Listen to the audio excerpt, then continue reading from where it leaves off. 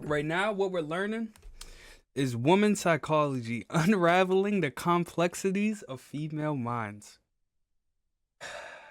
I'm gonna carry your brain out today, bro. I got you, my friend.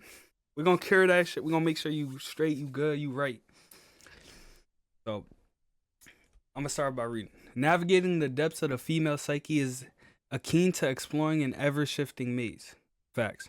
Where biologically, social, and personal factors intertwine to create a unique tapestry of thoughts, emotions, and behaviors.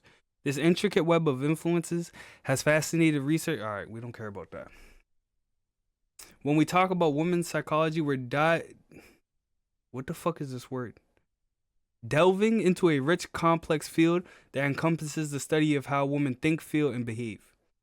So that's the basis of it right now. That's the basis. Maybe we should do the autism test. See if I have fucking autism.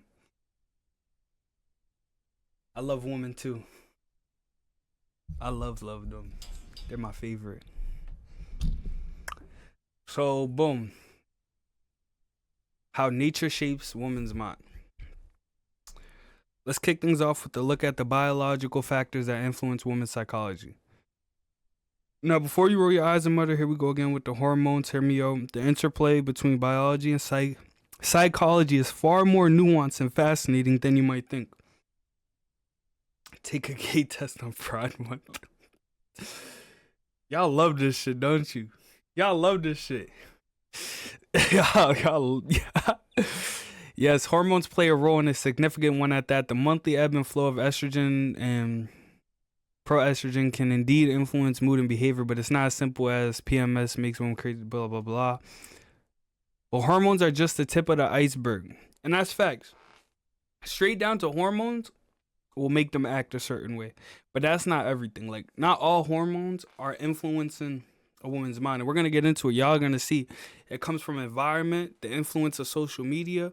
It goes deep, bruh. It goes deep. So right here, cultural influences on female psychology. As much as biology plays a role in shaping women's psychology, we can't ignore the enormous impact of social and cultural factors from the moment we're born. Heck, even before that, society starts molding our understanding of what it means to be a woman. That's why, if you hear a lot of like red pill people, or red pill people, they'll say a woman needs a father in her life. A woman needs a father in life. And a good one at that. Because from the time they're born, if he instills the right mindset, the right way to think in the woman, she could have a bright future ahead of herself. But that's why you see a lot of women without fathers be hoes. They just be hoes, bro. A lot. So it's very important what they say right here. From the moment you're born, from the moment a woman is born, depending on her father and her mother too, it's kind of already set up for her. And then she'll learn throughout herself. Gender roles and societal expectations are like invisible scripts that were all handed at birth. That goes for us too as guys, by the way. These scripts dictate everything from how we should dress and behave to what careers we should. This is in the perception of a girl. How we should pursue and how we should express our emotions. And let me tell you, these expectations can be really dozy to navigate. Boom, boom, boom. The impact of these societal norms on women's psychology is profound. They can shape our self-esteem, our aspirations, and even our perception of our own ability. Now, I'm going to break this woman needs down for you guys right here. This shit. Shout out Myron Gaines. This woman needs. They can shape our self-esteem and aspirations and even our perception. It's the same thing. Like, if a bitch is bumping sexy, right? And I don't know what the fuck they say. Fucking, shake that booty in the club type shit. Like, shake that booty type shit. And that girl's getting a lot of attention. Other girls are going to see that and be like, bro, that bitch is ugly.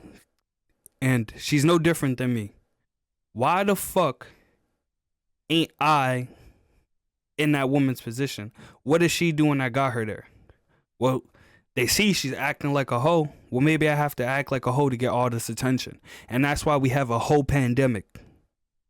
There's a hoe pandemic. For real, for real. And even our perception of our own abilities, it's like wearing a pair of glasses that subtly distort our view of ourselves and the world around us. True. Yes, bro. I don't know why it won't let you say that word. I don't know what the fuck's going on. But yeah, a whole pandemic. From airbrush magazines covers to carefully curated social media feeds, women are bombarded with the unrealistic beauty standards. Not just beauty. Not just beauty. It's not just beauty. It's action too. Beauty standards are narrowed, and that's why every girl wants a BBL too. Narrowed definitions of success. Psychological facts about women reveal that this constant exposure can lead to body image issues, low self-esteem, and even mental health problems.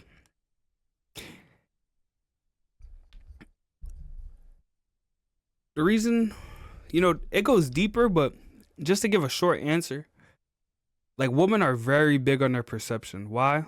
Because that's how they navigate through the world too. Attention. Some of them be crazy attention whores, and some of them need attention to navigate, because if they feel like they got your attention, they feel like they got a hook on you. It's deeper than that. I'm putting it in shallow words. Just throw a little gem in there. But here's where it gets really interesting. These cultural influences aren't universal. Cross-cultural studies have shown fascinating differences in how femininity and women's roles are perceived and expressed across different societies. What's considered feminine in one culture might be seen as completely different in another. Yeah, like, you're feminine, I don't fucking know. You fucking have your own money. You pay all your bills. I promise you, bro, as a nigga, I don't care if you got money or not, bro. Like, if you're a girl, I don't care. And most guys are like that. We don't give a fuck. So, people in our society will say that's feminine. Oh, she's kind of like a boss babe. Oh, that's feminine. But in other societies, say, I don't know, fucking India. I don't know what's going on in India, so don't clock me on it, bro. You got fucking, hypothetically, let me think of a country. Like, I could say Muslims. With Muslims, like, you see the wife don't dress inappropriate. The wife cooks, cleans, doesn't work, takes care of the kids. She's taken care of. So there's different levels of this. With the way it is in America right now, that's not femininity, and that's why there's a whole crisis. Shit like that. I'm gonna keep specifying that there is a whole crisis. The cognitive care, I don't know what that is. Thinking and feeling in the female brain. Now we're diving deep.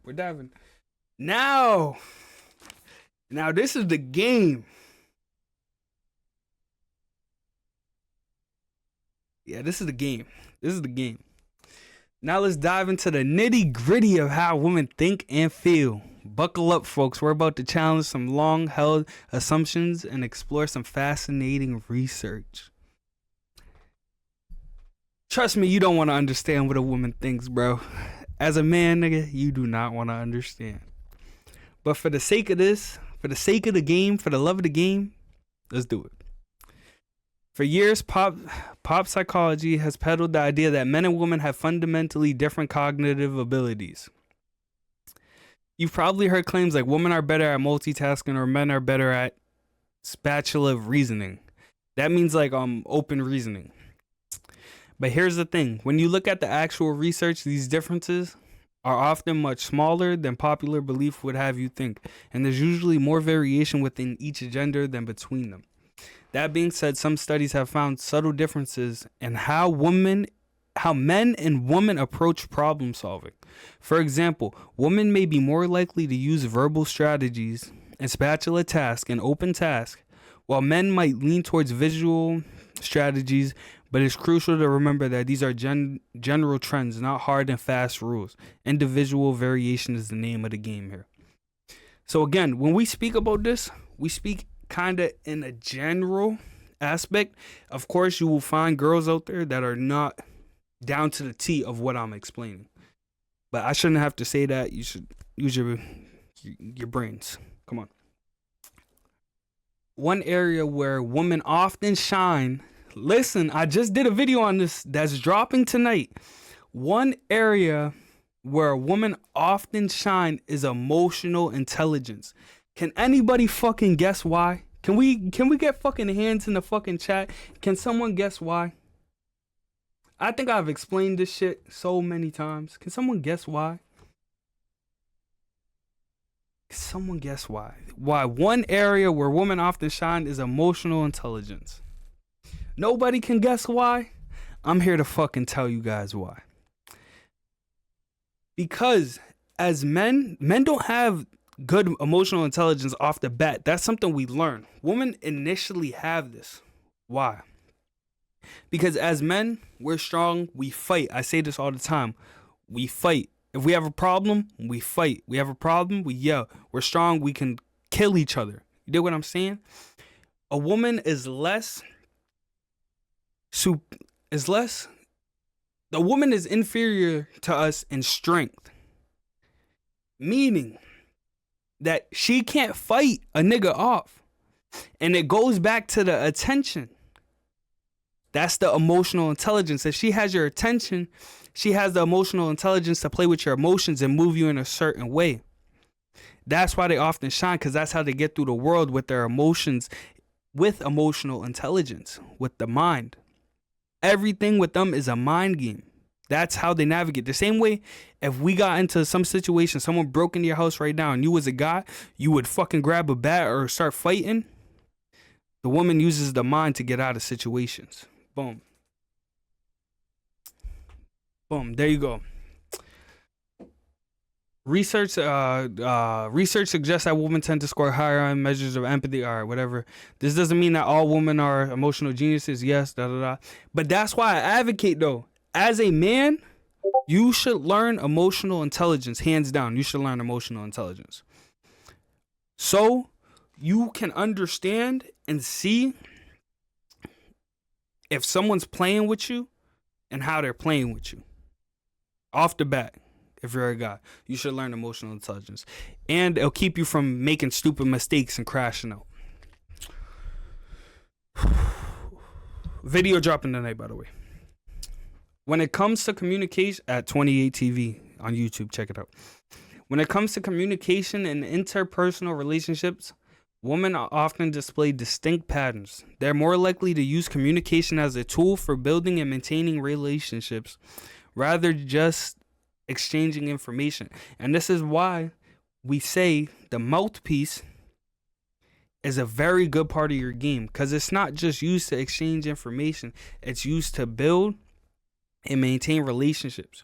You got to start thinking, you got to start kind of moving how a girl moves, not like that. Meaning that using your mouthpiece, being able to flow with your words, being able to understand the mind. The relational focus can lead to different communication styles, with women often engaging in more self-disclosure and emotional expression in their conversations. Well-being in women's lives. Let me make sure so I can write some shit down too. Where's my pen? Right here. No discussion of women's psychology would be complete without addressing mental health. While mental health issues can affect anyone regardless of gender, there are some conditions that disproportionately impact women. Depression and anxiety, for instance, are nearly twice as common in women as in men. The reason for this are complex and multifaceted, involving a mix of biological vulnerabilities and social pressure and life experiences. This is another thing I want to say too, right? You see, as men, when we have a girl, we want to fix their problems. That's what we do. We provide, we fix problems. That's what we do. That's what we want to do. What you got to understand is with a girl, sometimes she don't even want you to fix the problem. She just wants you to hear what she's saying. She don't want you to fix the problem. She just wants you to hear what she's saying. She just wants you to listen sometimes. She just wants you to let her sit there in her feelings, in her emotions, and stop trying to make her feel good and let her just deal with her emotions. And this is keen to understand. Why? Because with women, they love to feel their emotions. They're emotional creatures. They have to feel their emotions, whether it's bad, it's good. And as men, we come in and we're like, all right, damn, I'm having a bad day. She could be like, let me think quick. I'm having a bad day today, right? Boom. Because the fucking someone says something to me and you come over here and you're like, well, you understand that guy's not this and that. And she'll be like, that don't matter. He just says something like, they just want to feel the emotion. Stop trying to fix the problem. Sometimes you got to let them go.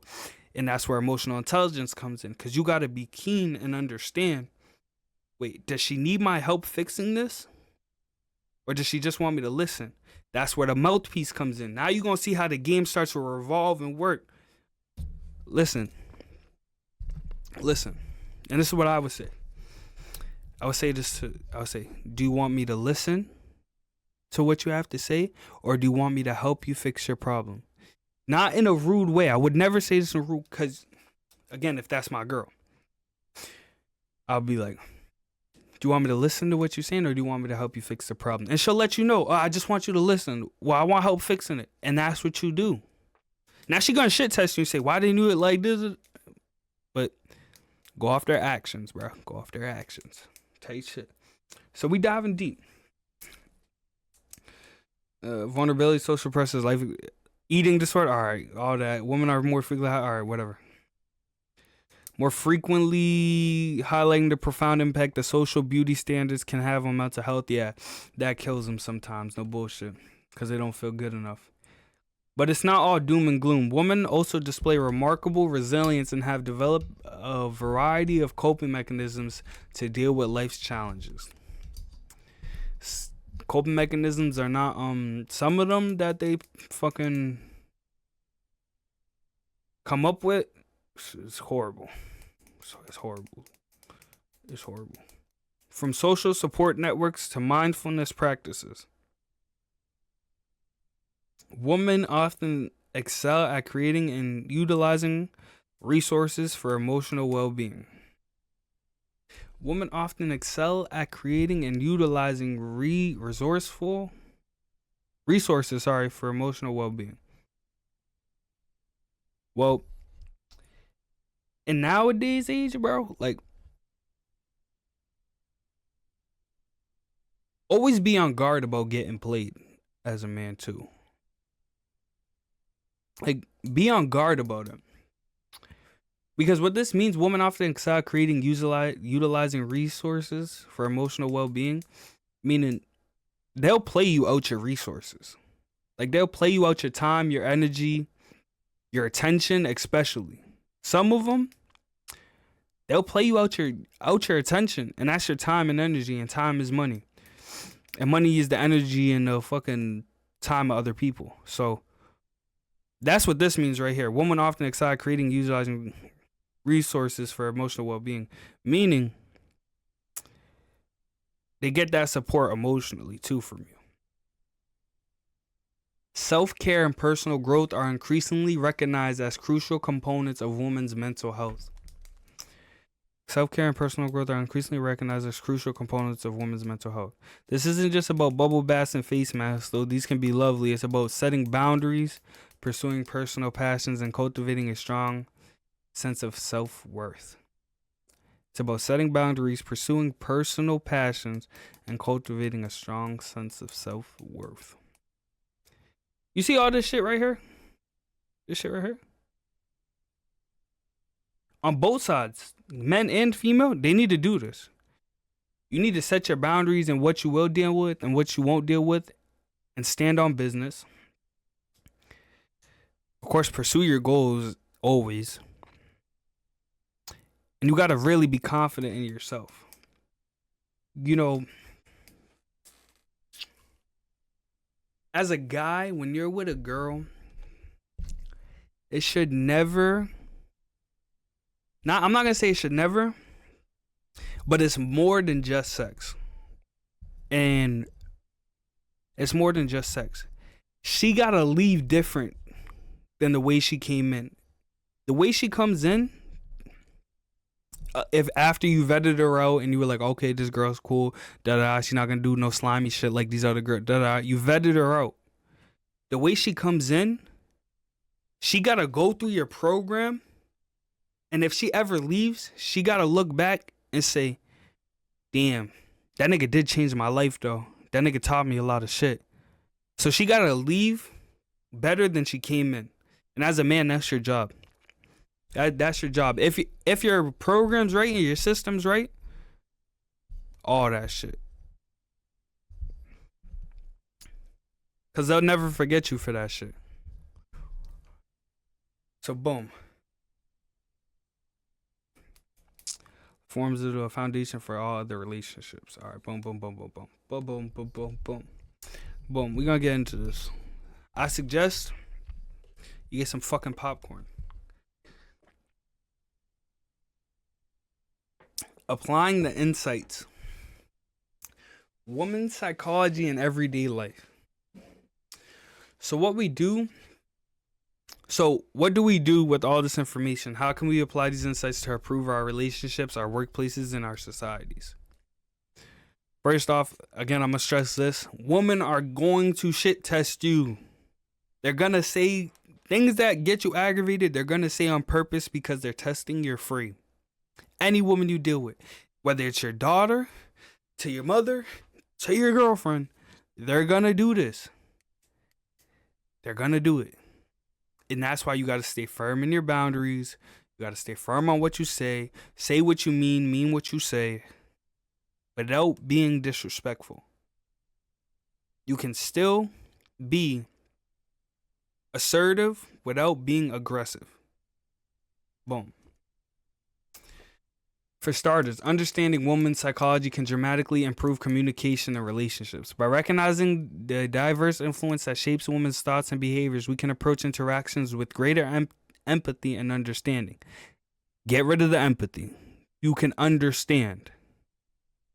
We can approach interactions with greater understanding of them. This doesn't mean making assumptions based on gender, but rather being open to each individual's unique experiences. That's a big part too. Not every girl is the same. Most of them think the same, are the same. You're going to find a small minority of girls who are very different from the average girl. Empowering women through psychological insights is another crucial application. By understanding the societal and personal factors that may hold women back, we can develop strategies to overcome these barriers. This might involve challenging internalized limiting beliefs, advocating for systematic change, or creating supportive environments that nurture women's potential. It is also vital that we address misconceptions about women's psychology that often stereotypes, oversimplification, lead to harmful assumptions, and discriminate. The ever-evolving landscape of women's psychology. As we wrap up our whirlwind tour of women's psychology, it's important to remember that this field is consistently evolving. New research is going to... All right, whatever. From the biological influence that shape our brains to societal control... All right, bro. The importance of mental health and well-being in women's life cannot be overstated. By recognizing the unique challenges that women face and strengths they bring to the table, we can all work together. The study of women's psychology is not just an academic exercise, it has real-world implications for how we structure our societies, run our businesses, and conduct our personal relationships. By deepening our understanding of the female psyche, we can create a world that better supports and celebrates the diverse experiences. So, basically, let me break this down to you guys. This is just the tip of the iceberg with a little bit of real game in it. This is just like, this is not everything. There's so much more. Because their minds are so complex. It's very different from our minds. Very, very different. Two different minds. But I suggest if you have not learned about women's psychology or learned any game in general from anybody, I advise you to learn. You know, someone who says this a lot, hopefully this shit don't get me banned, right? Myron Gaines, right? He says this a lot. Women don't have woman friends because women know the fuckery that women give out. And let that sink in. Just let that sink in real quick. A lot of girls are not friends with girls because they know the fuckery they try to pull. When you learn about the psychology and you learn about this whole niche, you are protecting yourself and also understanding and navigating through it. Because at the end of the day, for my guys, bro, like, you're a guy, bro. You're a nigga, bro. Like, unless you're